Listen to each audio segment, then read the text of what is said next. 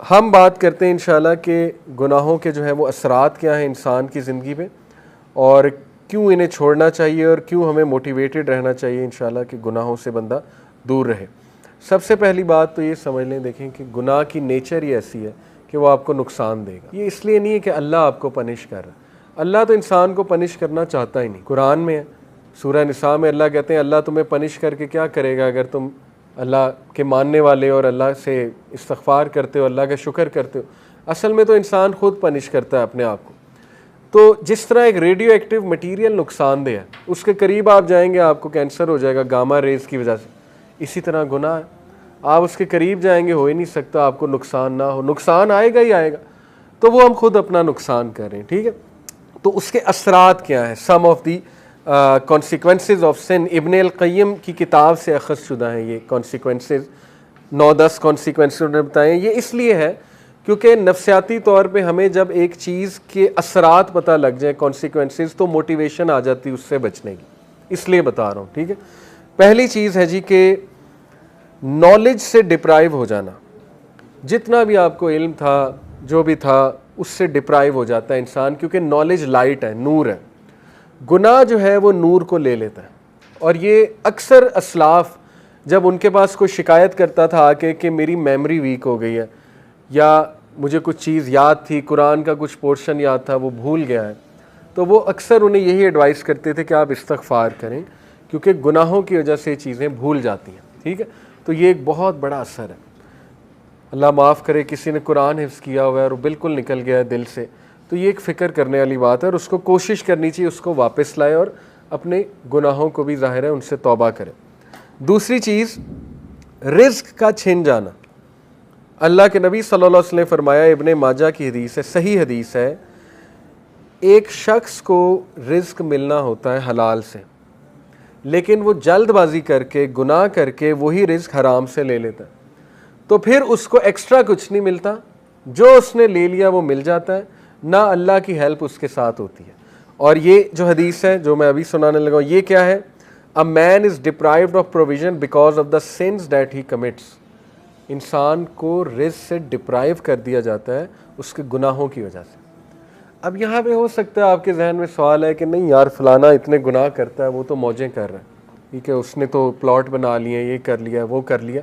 تو دیکھیں رزق 4 طرح کا ہوتا ہے: financial wealth, emotional wealth, social wealth, time wealth.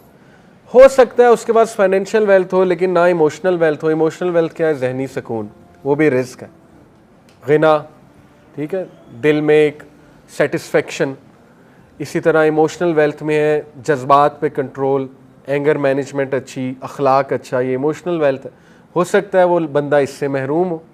آپ نے کئی لوگ دیکھے ہیں کچھ بھی نہیں کھانے کو لیکن ذہنی سکون ہے اللہ کی طرف سے، اولاد دی اللہ نے، اولاد پل بھی رہی ہے ماشاءاللہ، اور نیک اولاد ہے، ٹھیک ہے، سب کچھ ہے۔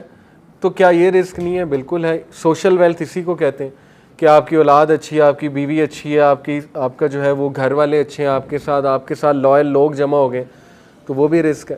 ٹائم ویلتھ، ٹائم میں برکت، آپ کے کام جلدی ہو جاتے ہیں، ٹھیک ہے، آپ کرتے ہی وہ ہیں جو اللہ سبحانہ و تعالیٰ کو پسند ہے، یہ ٹائم میں برکت ہے۔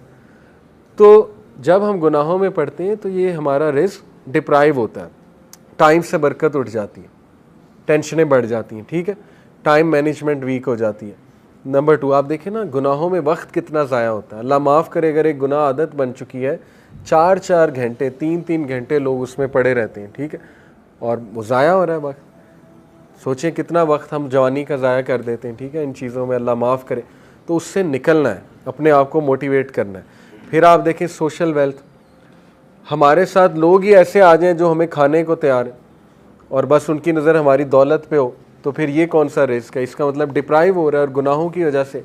پھر آپ دیکھیں ایموشنل ویلتھ، ذہنی سکون ہے ہی نہیں، ہر وقت ٹینشن ہے، ہر وقت سٹریس ہے، ہر وقت پریشانی ہے، ہر وقت منہ پہ شکایت ہے، تو اس کا مطلب گناہوں کے اثرات آ تو رہے ہیں۔ تو اس لیے گناہوں کے اثرات رزق کی تنگی سے آتے ہیں، ٹھیک ہے۔ رزق کبھی اللہ بڑھا کے دیتا ہے، کبھی گھٹا کے دیتا ہے، اوور آل رزق تو لکھا ہوا ہے، لیکن یہ اللہ کی ڈسٹریبیوشن ہے۔ اللہ اپنے بندوں کو چیک کرنے کے لیے کبھی زیادہ دے دیتا ہے اس کوانٹٹی میں سے، کبھی کم کر دیتا ہے، جب وہ دوبارہ استغفار کرتے ہیں پھر بڑھا دیتا ہے، ٹھیک ہے۔ یہ اللہ بادشاہ ہے، اللہ جیسے چاہے کر سکتا ہے۔ नंबर 3, अल्लाह और बंदे में एक ला ताल्लुकी, सेंस ऑफ एलिनेशन, जो बहुत बड़ी पनिशमेंट है, अल्लाह माफ़, बल्कि सबसे सीरियस बात है ये, जब आप अल्लाह से दूर हो जाएं और एक डिस्टेंस फील करें और एलोन फील करें।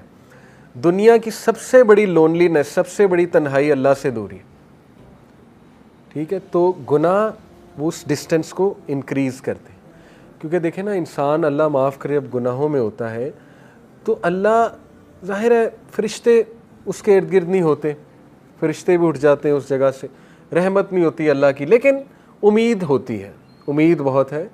अल्लाह गुनाहगारों को ही माफ़ करते हैं, ऑब्वियस सी बात है। अल्लाह ज़रूर होते हैं बंदे की तरफ मोहब्बत से देख भी रहे होते हैं, चाहते हैं बंदा निकल आए और बंदा जो है मुझसे दुआ करे, मुझे पुकारे, लेकिन गुनाहों की वजह से आहिस्ता आहिस्ता ये रिलेशन वीक होता जाता है। वीकनेस यहाँ तक आ जाती है कि एक बंदा ना मायूस हो जाता है, कहता है यार क्या अल्लाह से मदद मांगूँ, मैं तो बहुत ही एक्स्ट्रा कर चुका हूँ काम, इसराफ़ कर चुका हूँ गुनाहों के, अब क्या मैंने अल्लाह से बात करनी, ठीक है। तो फिर बंदा गिव अप कर देता है, गिव अप करके वो मज़ीद गुनाहों की तरफ चला जाता है। इसलिए इस डिस्टेंस को कम करने के लिए इस्तिग़फ़ार करना, गुनाहों से तौबा करना, गुनाहों को छोड़ना, ताकि आप अल्लाह के करीब आ जाएं और उस रिलेशन को एंजॉय करें।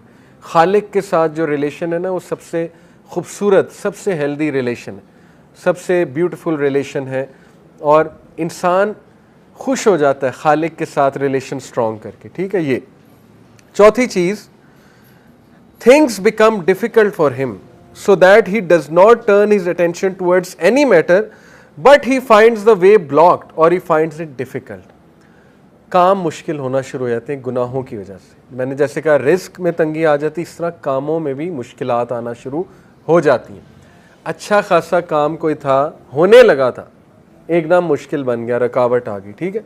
तो इस मौके पे बंदे को इस्तिग़फ़ार बढ़ाना चाहिए, अपने गुनाहों की तौबा करनी चाहिए इस मौके पे, ठीक है, ताकि वो अटका हुआ काम जो अल्लाह की रहमत से वो ठीक हो जाए। एक असलाफ़ थे, सलफ़ थे, उनका वाक़या है कि वो कुरान हाफिज़ थे, तो उन्होंने क्रिश्चियन औरत से, एक क्रिश्चियन औरत थी, उससे उन्हें मोहब्बत हो गई, बहुत खूबसूरत औरत थी वो, तो ज़ाहिर खूबसूरती की वजह से वो अट्रैक्ट हुए।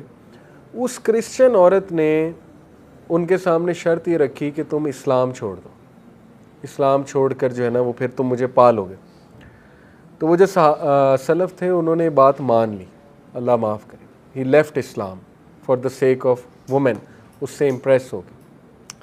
और फिर जो है वो एक बार कहीं से गुज़र रहे थे तो कुरान की जो है ना वो ये आयत उनके सामने आई, सूरह हज की, कि लोगों में से कुछ ऐसे हैं जो एज पे खड़े हुए हैं, जब तक उन्हें अच्छाई आ रही है वो अल्लाह की तरफ है, और जब उन्हें कोई मुश्किल आती है तो वो इस्लाम से चले जाते हैं, और ऐसे लोग दुनिया में भी खसारे वाले हैं, आखिरत में भी खसारे वाले हैं। तो वो इतना रोए ये आयत सुन के कि अल्लाह ने मुझे मैसेज दे दिया है, उन्होंने तौबा की और वापस आए। तो मैं आपको बताने का मकसद ये कि कई असलाफ़ आपको नज़र आएंगे जो बाद में मुहद्दिस बने, बड़े बड़े टीचर्स बने, दीनदार लोग बने, उन बहुत डार्कनेस में थे, बहुत ज़्यादा। जैसे अब्दुल्ला बिन मसलम का वाक़या है, इमाम बुखारी के टीचर, शराबी थे, शराब छूटती ही नहीं थी, ठीक है। शराब के नशे में धुत थे। एक दिन इमाम अश-शाबी आए, जो कि उस दौर के बहुत बड़े मुहद्दिस थे, गधे पे सवार थे वो, क्योंकि रसूलुल्लाह की सुन्नत है, गधे पे रसूलुल्लाह ने सफ़र किया हुआ है।